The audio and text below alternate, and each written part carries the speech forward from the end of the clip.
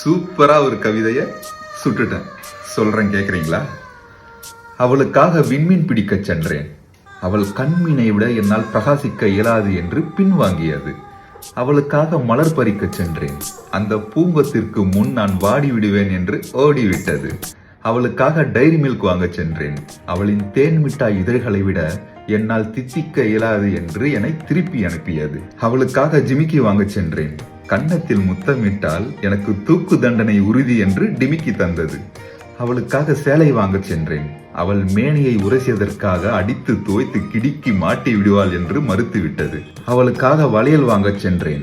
அவள் கையில் இருந்தும் அழுத்தி பிடிக்க எனக்கு தைரியம் இல்லை என்று உருண்டோடியது. அவளுக்காக பொட்டு வாங்க சென்றேன்.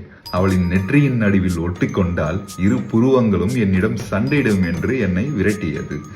அவளுக்காக கொலுசு வாங்க சென்றேன். தேவதை குடியிருக்கும் இடத்தை நானே காட்டி கொடுத்து விடுவேன் என்று என் காலை வாரியது. அவளுக்காக கரடி பொம்மை வாங்க சென்றேன். அவள் கட்டி அணைத்தால் கரடி பொம்மை எனக்கே காதல் வந்துவிடும் என்று என்னை கிளம்பச் சொன்னது. இப்படி அவளுக்காக பரிசளிக்க கயிறறுந்த பட்டம் காற்றில் பறப்பது போல அலைந்து திரிந்து சற்றே இளைப்பார அமர்ந்து கொண்டிருக்கும் வேளையில் இக்கவிதையை எழுதினேன். வாய்ப்பாட்டு பாடும் பெண்ணே, மௌனங்கள் கூடாது, வாய்ப்பூட்டு சட்டம் எல்லாம்